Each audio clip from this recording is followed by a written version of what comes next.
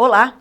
O Perspectiva Brasil está de volta para debater assuntos de seu interesse e com repercussão direta no seu dia a dia. Reforma da Previdência, reforma tributária. São assuntos obrigatórios em todas as reuniões aqui em Brasília, tal a necessidade de decisão. E nós vamos tratar desses assuntos com o cientista político Ricardo Caldas, sempre por dentro das informações de bastidor. Nós também vamos falar hoje da Amazônia, com histórias de perfis narrados pela jornalista Mara Régia, uma autoridade na área quando se trata de um olhar humanista e cultural sobre os povos originários da Amazônia. Mas agora vamos à redação com o jornalista Rafael Secunho para algumas informações de serviço. Rafael. Olá, Cláudia Miani. Os usuários de telefones celulares pré-pago devem fazer o recadastramento o quanto antes. A Anatel determinou que os dados dos usuários devem ser atualizados até o final do ano. Quem não atualizar o seu cadastro pode ter a linha bloqueada. O objetivo é evitar a ocorrência de fraudes. Hoje o Brasil possui 4 milhões de linhas pré-pagas, sendo que 1 milhão estão sob suspeita. Nomes alterados e CPFs inválidos são usados para aplicar golpes e crimes usando o celular. A atualização é feita pelas centrais telefônicas das operadoras, onde a pessoa deverá ligar e confirmar o seu cadastro. Mais informações no site da Anatel em www.anatel.gov.br. Outra informação é sobre a dengue, que teve um crescimento exponencial de casos no Brasil esse ano, um aumento de quase 600% em relação ao ano de 2018. Foram registrados até o momento no país 1.400.000 casos de dengue. Minas Gerais tem o maior número de ocorrências, com pouco mais de 471 mil casos. Segundo o Ministério da Saúde, o aumento das chuvas na região sudeste e também uma alteração no vírus causador da dengue são as razões. E olha que as chuvas devem voltar com mais intensidade até o final do ano, hein? Voltamos ao estúdio. Vamos falar de economia. 15 bilhões de reais devem ser injetados na economia ainda neste mês de setembro. A promessa é do governo, investir mais para induzir o crescimento. Uma boa notícia depois do contingenciamento anunciado, provocado pela sinalização de alerta de gastos públicos e perdas de 130 bilhões de reais. A economia em julho e agosto teve um melhor desempenho com uma injeção de 8 bilhões de reais e isso permitiu um certo alívio. Boas notícias também para as universidades federais que podem reprogramar suas ações acadêmicas que demandam recursos. No próximo bloco, vamos entrevistar a jornalista Mara Régia, que há 40 anos tem um olhar especial para os povos originários da Amazônia e ações muito especiais voltadas à mulher do campo, às quebradeiras de coco, às rendeiras, às parteiras da selva amazônica. Logo após o intervalo.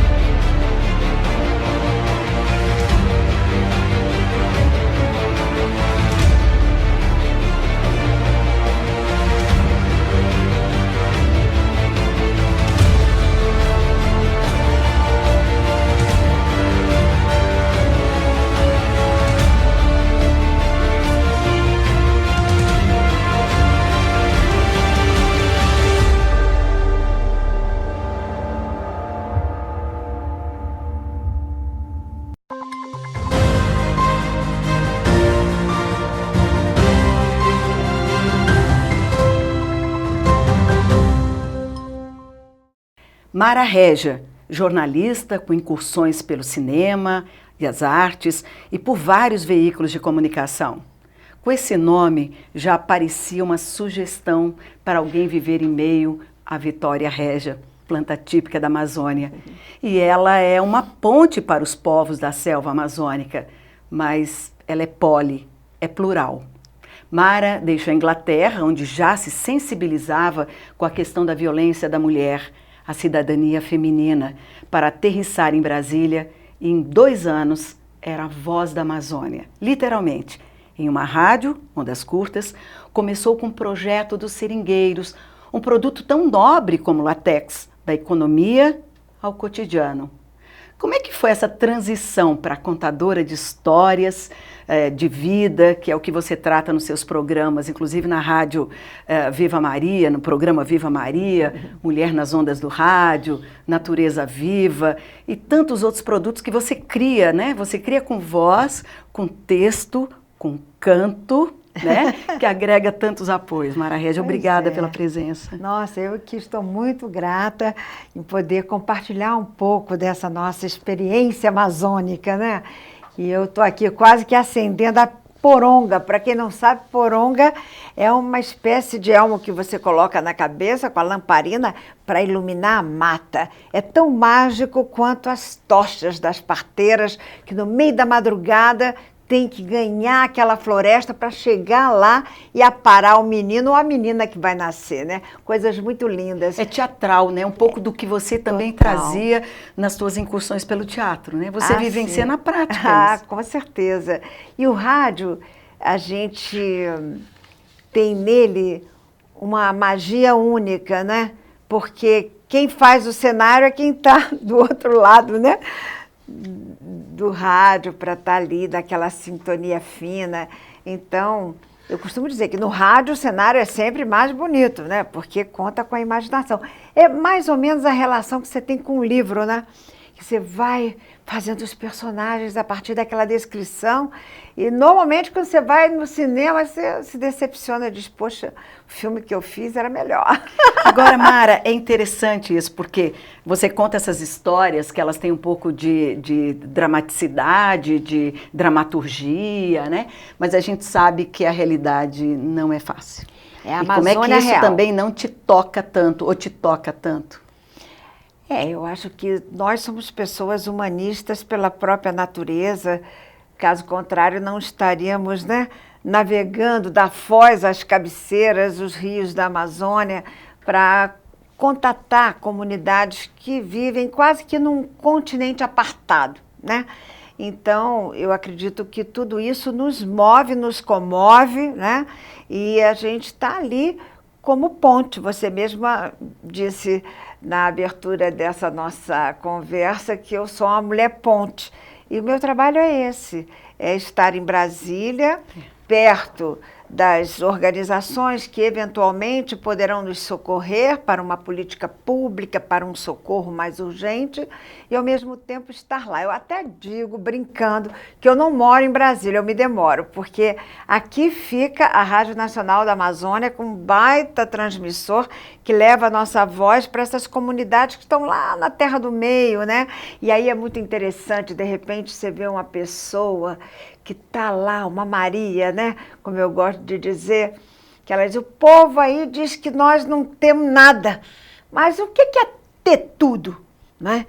E aí, quando ela abraça uma castanheira, quando ela bebe um açaí, quando o marido sangra a seringa e com aquela borracha faz tanta coisa bonita, porque inclusive hoje, graças a essa borracha, que nós perdemos tanto de mercado para a Malásia, né? Lá nos primórdios, nós estamos aí com um mercado muito sensível. Temos tênis, o Vert, fazendo o maior sucesso em São Paulo.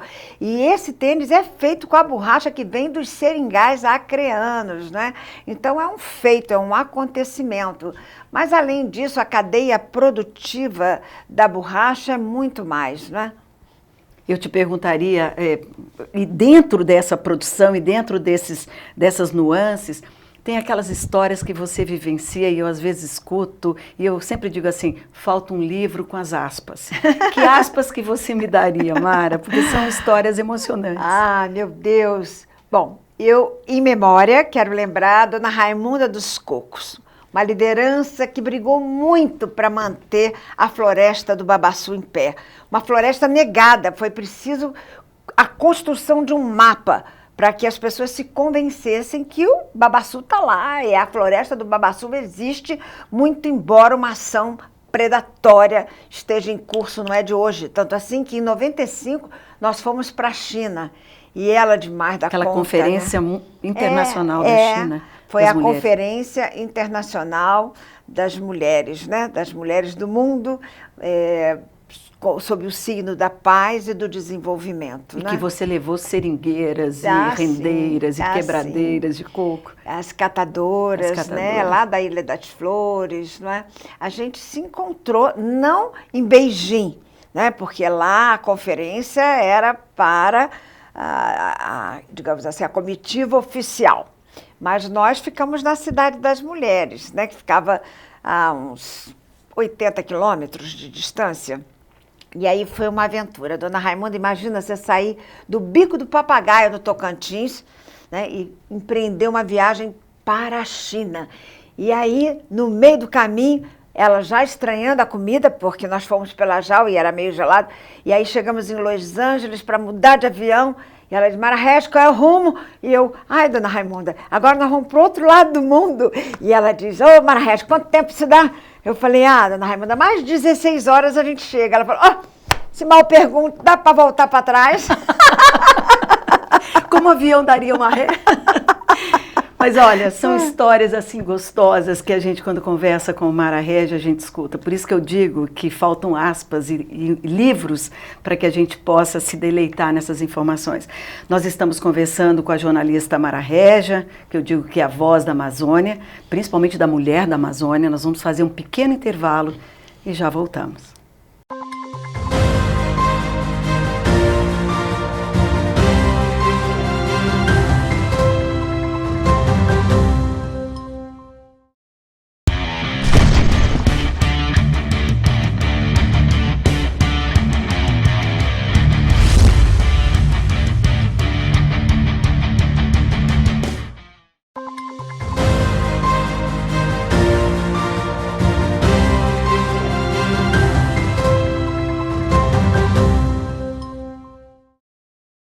Voltamos à nossa entrevista com a jornalista Mara Régia e agora quero falar sobre a defesa da cidadania da mulher, porque o Viva Maria conseguiu ser voz para a luta, por exemplo, para a criação da primeira delegacia da mulher, mudanças na Constituição, que conquistas que contabilizamos com a sua voz, Mara. Eu acho que isso é uma questão que a gente não pode deixar até em respeito à tua luta. Pois é.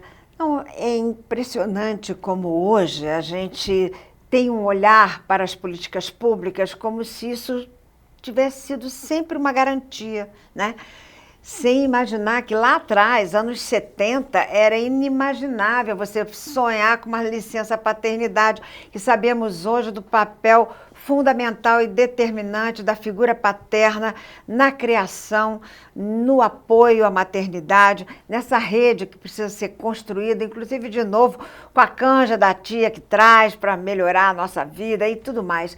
Então, eu vim da Inglaterra nos anos 70 para Brasília e muito entristecida com o desnivelamento da cidadania brasileira para o feminino em relação às mulheres do mundo. E aqui a gente começou a pensar mais profundamente em como fazer avançar. Demos a sorte do Viva Maria nascer justo na década que foi definitiva para isso por conta da Constituinte.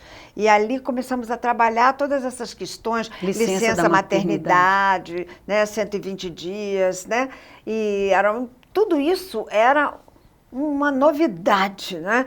Creche de 0 a 6, e, enfim, no momento dos embates, como foi crucial termos uma voz, lideranças tantas, o Fórum de Mulheres do Distrito Federal, lotando as galerias e o Salão Verde no Congresso Nacional como palco para cobrar do Dr. Ulisses Guimarães. Tem até uma cena incrível, quando nós entregamos a carta com as demandas das mulheres do Brasil. Eu estava com uma repórter lá e estava no estúdio.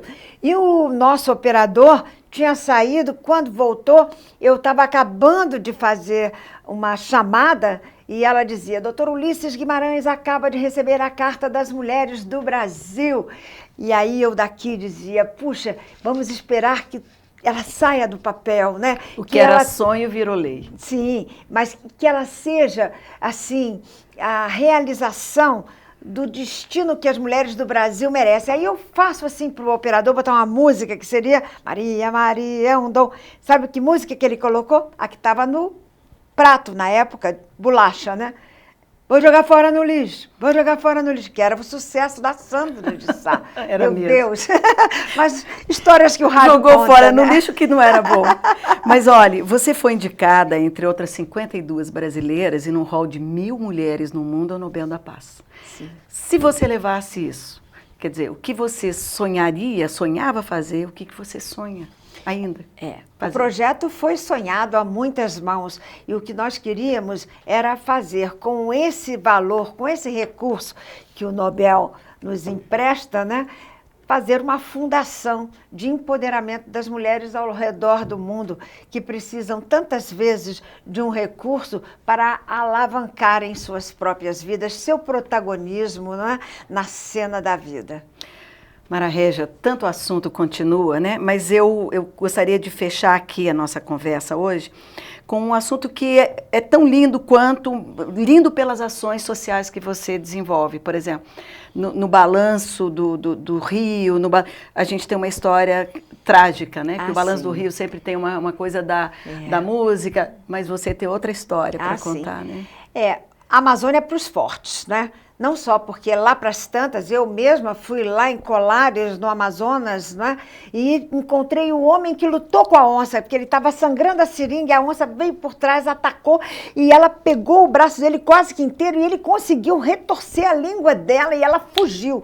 Então, assim, meu amigo da onça. Meu amigo da onça. Literalmente. Mas aí você tem, de repente, junto a essas pessoas, né, uma realidade que é perversa. As vítimas de escalpelamento, principalmente as crianças, né? Há anos eu apoio a Associação das Mulheres Ribeirinhas Vítimas do Escalpelamento, porque apesar da lei que obriga a cobrir o eixo motor dos barcos, quando você pega um barquinho caseiro, uma voadeira, um parente não está nem aí para tapar o eixo. E aí, na hora do banzeiro, quando o rio joga como se fosse mar alto, elas, pá, caem em cima do eixo, e aí é um devoramento, como diria de novo Dona Raimunda dos Cocos, que lamentavelmente faleceu, mas nos deixou muita filosofia, inclusive em relação ao conhecimento tradicional, porque ela diz, esse povo das universidades, Marahé, vem para cá, fica 15 dias na terra da gente, e olha tudo, e quer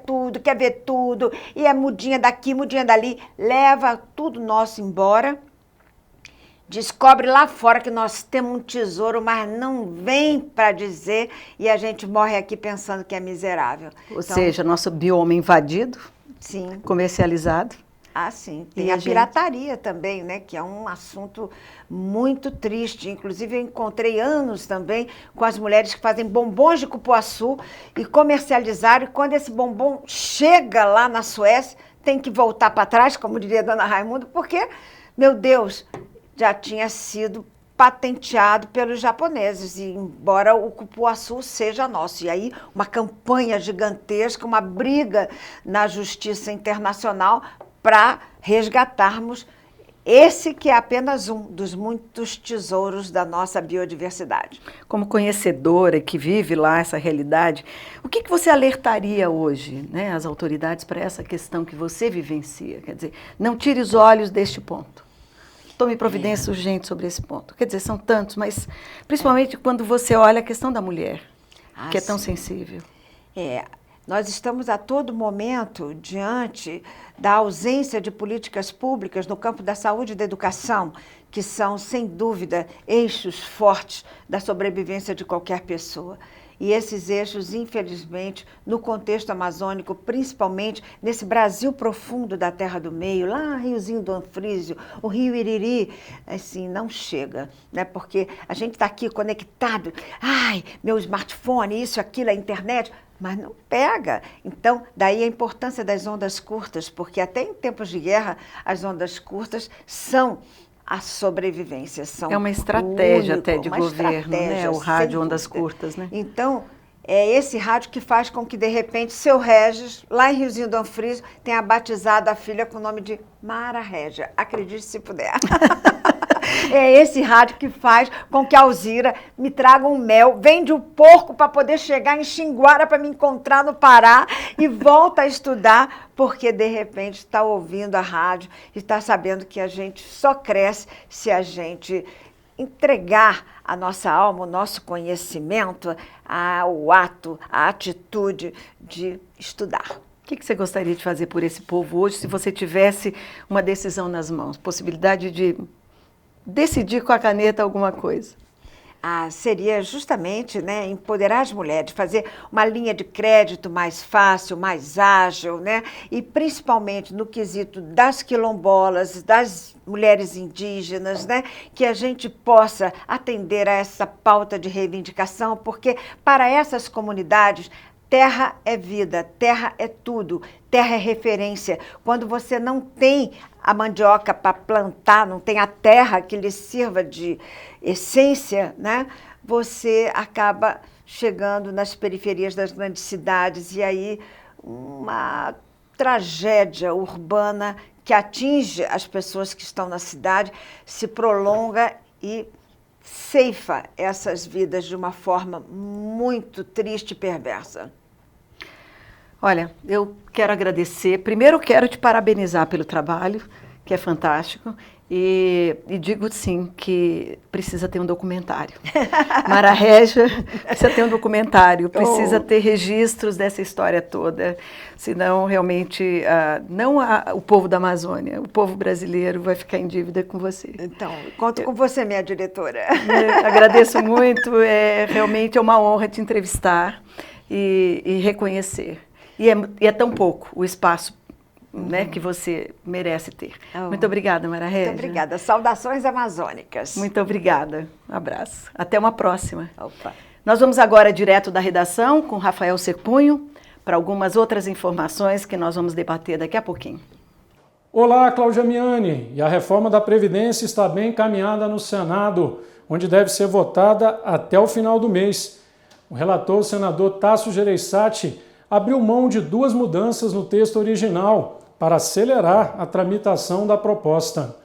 Gereissati queria dar autonomia a estados e municípios para criarem uma taxa na contribuição de servidores e também abrir para trabalhadores informais contribuírem com a Previdência com diferentes alíquotas. No entanto, ele desistiu desses 2 pontos, já que as mudanças fariam com que a proposta voltasse para apreciação da Câmara. A própria presidente da CCJ reforçou que esse retorno à Câmara seria prejudicial. A reforma da Previdência foi aprovada na Câmara em 2 turnos no mês de agosto. E o primeiro turno no Senado está previsto para votação no final deste mês. Já o segundo turno fica para a primeira quinzena de outubro. Voltamos ao estúdio. E é sobre as reformas da Previdência que nós vamos conversar daqui a pouquinho no próximo bloco.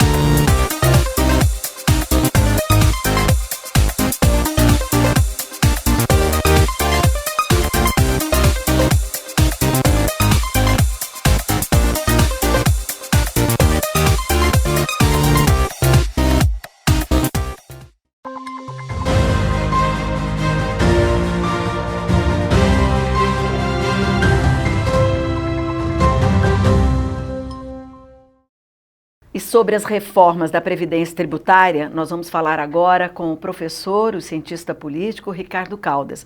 Muito obrigada pela sua presença. E eu já sigo com o nosso enfoque do Rafael Secunha para falar sobre Previdência. O consenso, eu sempre digo isso, está perto, porque o relator do Senado, Tasso Gereissati, ele já sinaliza suprimir questões de mérito para que as mudanças não comprometam a rápida tramitação, que é o esperado, né? Eu queria saber do senhor como é que o senhor vê essas discussões hoje em cima dessa finalização da reforma da Previdência, agora no Senado. Eu penso que a tramitação está muito bem, a votação do governo foi expressiva na Câmara, foi acima do esperado. No Senado a tramitação está muito rápida, só que houve uma pequena falha técnica, porque o Senado, como casa revisora, ele pode fazer supressões, mas ele não pode acrescentar nada ao texto, porque se ele acrescentar, a penalidade voltar para a Câmara dos Deputados. A questão toda é que o senador Tasso Gereissati, que é o relator da reforma no Senado, ele suprimiu alguns trechos, só que a maneira como ele suprimiu, ele modificou profundamente o entendimento, quando ele retirou, por exemplo, a questão da União, porque ele queria deixar aberto para estados e municípios. Só que quando ele retirou a expressão da reforma da Previdência relacionada à União, aí houve um entendimento entre os técnicos do Senado e muitos deputados de que ele alterou, na verdade, o mérito, que ele não pode fazer. Então está havendo agora uma tentativa de reconstrução, de recolocação do texto original, porque o texto original tem que passar praticamente idêntico ao que foi aprovado na Câmara, sob penalidade de voltar mais uma vez para aquela casa, o que não é o que o governo não deseja. Então o senador Tasso Gereissati, ele já disse que a intenção dele não foi procrastinar, não foi ganhar tempo e que ele está disposto a fazer a correção. O problema é que já foi aprovado na CCJ. Então essa reforma tem que ser feita no plenário, o que é possível, mas ela é delicada. Não se esqueça, a gente não pode esquecer que cada senador vai apresentar sua proposta de mudança e as propostas individuais elas podem ser rejeitadas em bloco, mas as propostas por bloco, por partido, não. Então o governo vai ter que realmente discutir cada uma delas. E além disso, ele vai ter que ter alguém do partido, de uma liderança, de um bloco, que proponha a volta ao texto original, sem a mudança inserida pelo senador Tasso, sob pena de ter que voltar para a Câmara. Mas mesmo assim, o senhor acha que o tempo é um pouco maior do que se programava? Não, eu acho que o tempo está dentro do previsto. Houve essa falha técnica que realmente quebrou um pouco a expectativa. A expectativa do governo era que ela já fosse aprovada agora, final de setembro, início de outubro, o que era uma expectativa realista. Dada a tramitação que houve na Câmara, foi até bem rápida, na minha opinião, dada a profundidade do que a gente está falando. Mas com essa falha técnica que houve, aí os prazos estão um pouco em suspenso. É difícil falar de prazo agora. De qualquer maneira, eu gostaria de arriscar aqui um palpite, que eu gosto de dar os meus palpites. Eu acho que até final de outubro, mais ou menos, está resolvido, início de novembro, está resolvida essa falha técnica do relator. E essa provável inclusão, até mesmo uma iniciativa que se ventilou, que partiria dos técnicos da economia, se criar como uma previdência complementar onde o trabalhador teria sua autogestão, meio seguindo o modelo do Chile. Sim. E eu até li a respeito e tem muita crítica, né, no modelo chileno. É um modelo híbrido, mas é um modelo interessante. Os Estados Unidos usa muito isso, especialmente no plano estadual, por categorias, né, professores e médicos, né, estaduais, todos eles têm seus sistemas próprios de previdência. Eu penso que tudo isso é válido, mas tem que ser mais discutido. Eu acho que isso tudo não cabe nessa primeira PEC. Daí a importância dessa segunda PEC, que o pessoal está chamando... Que seria a PEC paralela. É a PEC paralela. Então, tudo que está sendo pedido para colocar na PEC inicial, que não dá mais tempo, como, por exemplo, a questão dos estados e municípios, vai ficar para uma PEC paralela. E nessa PEC paralela, na minha opinião, caberia sim discutir um novo sistema, até um sistema de capitalização. Porque, veja bem, a questão do sistema de capitalização ela é muito positiva, porque ela traz um dinheiro bom para a economia. Foi assim que os Estados Unidos e também o Reino Unido financiou o crescimento das suas empresas, com o capital da Bolsa, que é um capital sem juros, é um capital livre, disponível. Então lá, tanto no Reino Unido quanto nos Estados Unidos, é muito comum uma média empresa abrir seu capital. No Brasil isso é inimaginável, só as grandes empresas abrem seu capital na Bolsa. Então, se a gente tiver um sistema de capitalização, a gente vai promover o crescimento econômico sem precedentes no Brasil, na minha opinião. O senhor lembra que é um sistema híbrido, mas, por exemplo, lá no Chile, a crítica exatamente é que o trabalhador empobreceu. Quer dizer, o ganho dele tem uma população considerável que vive hoje abaixo da linha da pobreza. Exatamente uma população que fez essa capitalização. O que foi o erro e onde é que a gente tem que tomar cuidado exatamente para não repetir aqui? Porque me parece, só complementando, que a origem desse estudo é exatamente da universidade que foi o berço cultural Chicago do Paulo Guedes, do ministro. Exatamente, que é a grande universidade, vamos dizer assim, de linha liberal do ponto de vista de mercado, né? Eu penso que justamente a ideia dele ser um sistema híbrido é que o Estado possa corrigir essas diferenças sociais. Então você tem várias formas de fazer isso. Uma é estabelecendo um mínimo constitucional, que pode ser o salário mínimo. Agora surgiu essa discussão do benefício continuado também, que é uma outra possibilidade. Então existem várias opções para você cobrir justamente as pessoas de baixa renda. O problema no Brasil que eu vejo não são as pessoas de baixa renda. O grande problema que está gerando o déficit na nossa Previdência são justamente os grupos de alta renda, que são servidores públicos da Câmara, do Senado, do Tribunal de Contas da União, que querem ter 100% do benefício. Então, se a gente olhar a origem do déficit, ele é muito maior no serviço público do que no setor privado.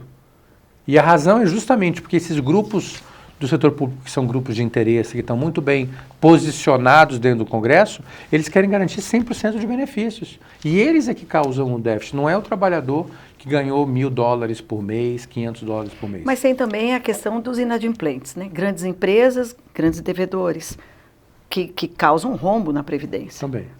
Isso também tem que ser observado e o Brasil, a nossa cultura, ela é muito leniente, ela é muito flexível com os grandes devedores. O governo e a Receita Federal ela é implacável com o cidadão, pessoa física, mas ela é muito flexível com a pessoa jurídica. Então, a pessoa jurídica ela tem uma série de benefícios, ela pode renegociar, volta e meia você tem um refis, tem isso, tem aquilo, tem outro. O cidadão não tem essas opções.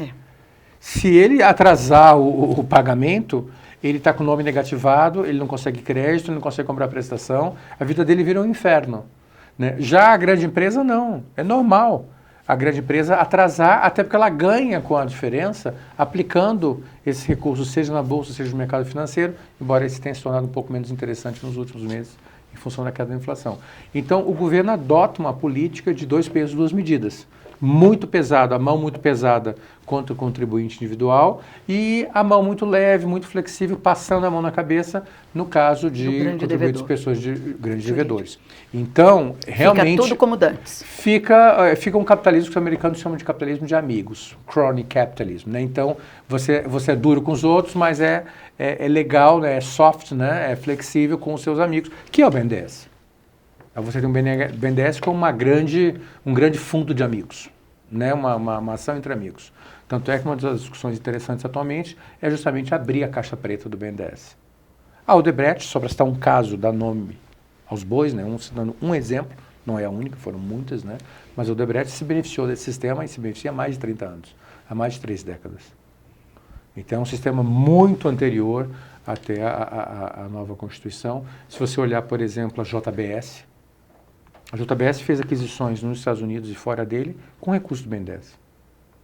Ou seja, se a aquisição não desse certo, ela jogava no BNDES como um negócio mal sucedido. E se ela der certo... Uma falência. Com recursos públicos. Mas se der certo, ela integraliza e absorve 100% dos recursos para fins privados. Então, que capitalismo é esse? Agora tem uma questão que me intriga muito, que são os tais dependentes, por exemplo. A gente vê isso com filhos, isso a gente encontra na área militar. Mas não apenas, também. É isso que eu ia dizer, e não apenas. E isso, o senhor acha que, por exemplo, essa correção dessa vez não acontece? Isso é também... Porque a grande maioria, a população, quando se ressente com algumas mudanças, se refere a esse tipo de injustiça, que assim é chamada? Exatamente, mas não é um caso único. Isso aí, infelizmente, isso está muito espalhado na nossa cultura. E aí, de novo, os atores do serviço público, os funcionários públicos conseguiram isso. Então, você pega, por exemplo, no caso dos procuradores, a mesma coisa. A esposa e às vezes filhos de funcionários públicos do Congresso. que vão receber por 20 e 30 anos. Eu estive com o secretário de Fazenda de um pessoas estado... que ganham 34 mil, eu me assombrei com isso. Então vai se assombrar um pouco mais agora. Eu estive com o secretário de Fazenda de um estado e ele estava fazendo as contas para mim de quanto é que custa essa pensão. Então você pega um procurador, por exemplo, que deixou o seu salário porque faleceu precocemente, etc. Deixou o seu salário para a esposa e depois para a filha. Então você tem 30 mil reais por mês. Nós temos 360 mil reais por ano. Se a gente contar 13º, férias, a gente chega a 400 mil. Qual vai ser a vida útil dessa pessoa que recebeu? Se for uma pessoa de 40 anos, ela vai receber esse benefício por 50 anos. Então você multiplica 400 mil por 50. A gente está falando de 20 milhões. Estou falando de uma pessoa. É muita discrepância É uma loucura. Que a gente se depara. É um sistema que não faz sentido. As contas não fecham. Então, quando a gente começa a colocar o dedo, a apontar as feridas, a gente tem que apontar a ferida de todos, né? Os militares tentaram resolver essa questão da viúva e da filha, que não é exclusiva deles, mas que era generalizada, criando um sistema de contribuição deles, onde eles contribuem, tem um percentual que é descontado do salário deles, para que a filha deles, além da esposa, a filha receba. Agora, o que acontece? Com o Brasil é o país do jeitinho, começam os jeitinhos. Então, esse secretário de Fazenda me contava que a filha de um procurador já falecido, que recebia a pensão, ela não podia se casar para não perder a pensão. Então, ela e não pode atuar profissionalmente, não pode ter renda própria. Então, o que ela fazia? Ela era sócia oculta de um escritório, ela ia ao escritório, trabalhava lá e não podia assinar os processos. Só que ele conseguiu comprovar, ele fez um levantamento de que ela tinha declarações de imposto de renda, onde rendas dela foram declaradas. Ele fez Encontro de contas. Encontro de contas no Estado e ele viu que ela tinha outras receitas. Quando ficou comprovado que ela tinha outras receitas, ele conseguiu pedir a suspensão do pagamento. Agora veja o trabalho que dá isso. Você pegar todas as viúvas, todas as filhas de viúvas, para ver qual delas está trabalhando, não está, qual delas não se casa para não perder o benefício, ainda tem esse detalhe também. Quantas mulheres não deixaram de se casar para não perder o benefício, seja do pai militar, seja do pai servidor público? Por isso a necessidade das tais reformas, realmente, seja da Previdência, seja tributária, que é o que a gente vai falar com o senhor daqui a pouquinho, após o nosso pequeno intervalo. Até mais.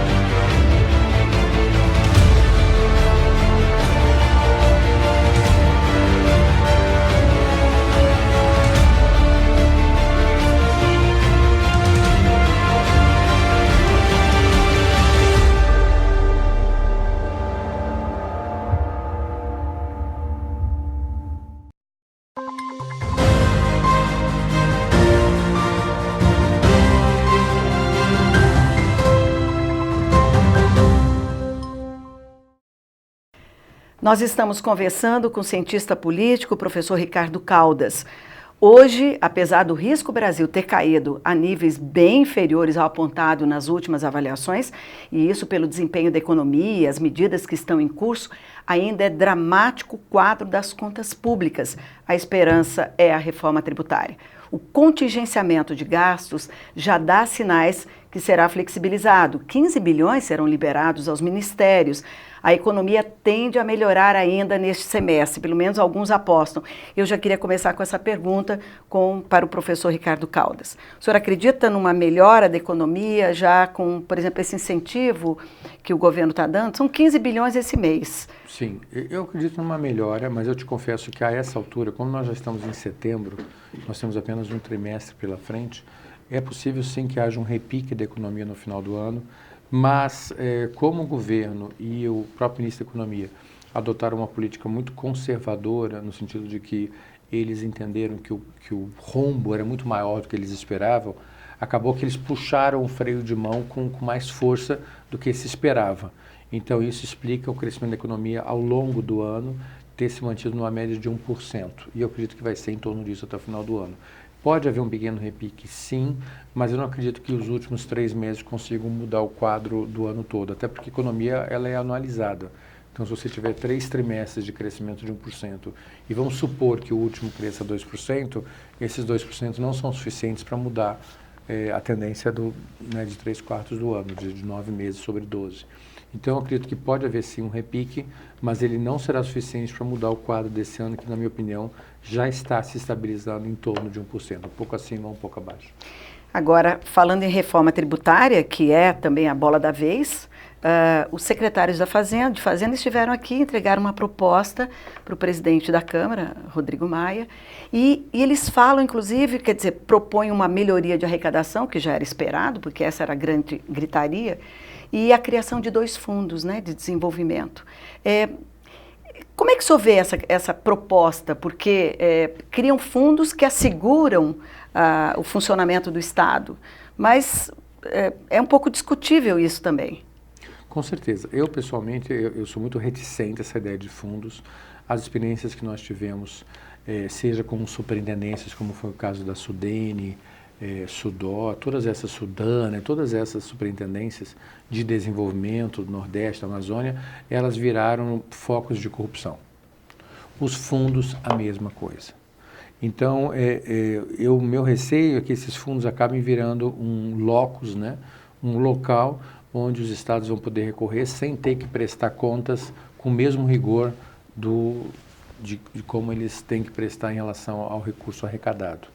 Então, o ideal realmente é que os estados tenham contas equilibradas. Esse que é o ideal.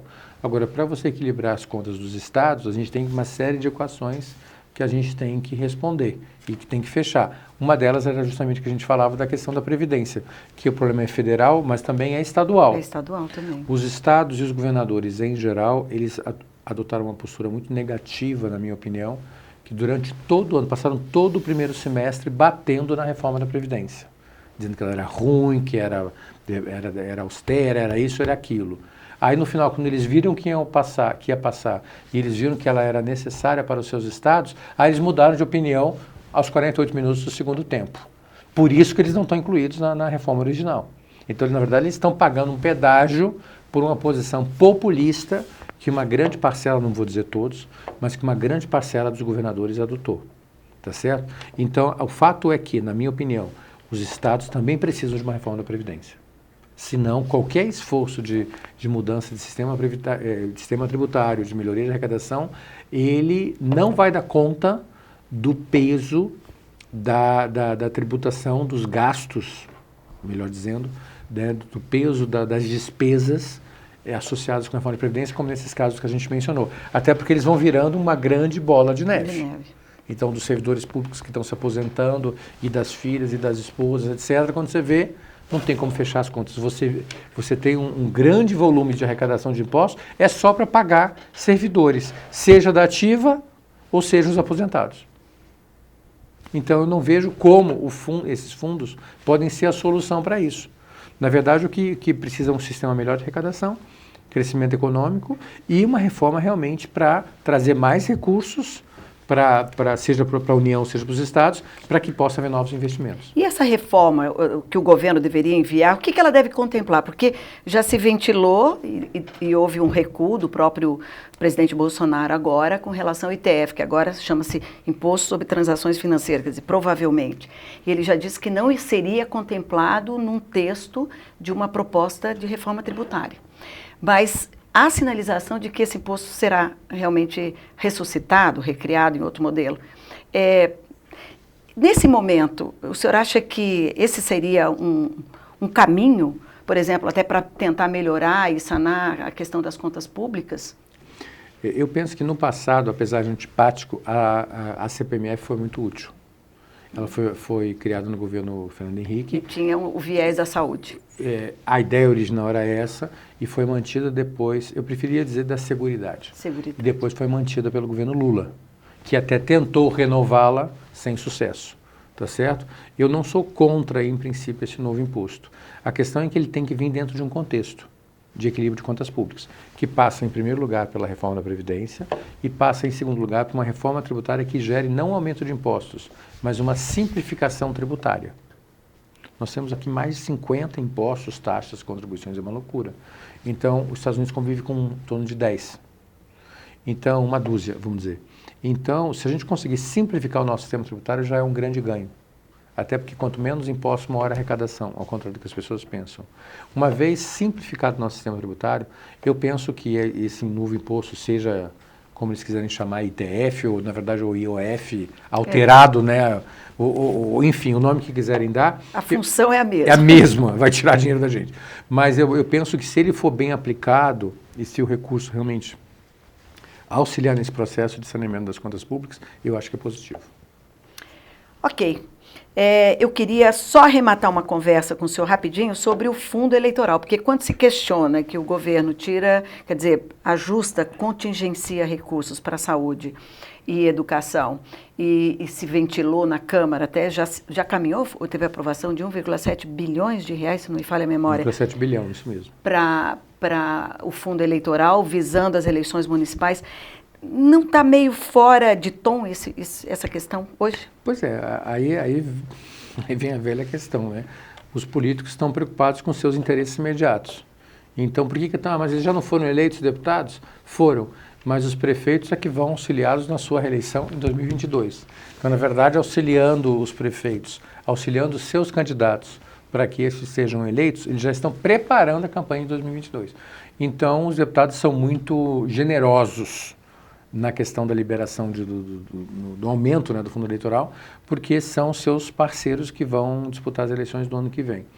Agora, por isso num ambiente de contenção, de corte de gastos, contingenciamento, vamos dizer, realmente pegou muito mal. Falta dinheiro para a educação, falta dinheiro para a saúde, para os hospitais, e agora se aumenta os recursos, coloca à disposição recursos para a campanha eleitoral. Então é claro que isso pega muito mal na população que vai aos hospitais, que vai aos postos de saúde e não encontra os médicos para atendê-los, né? Então realmente pegou muito mal. Mas será que passa?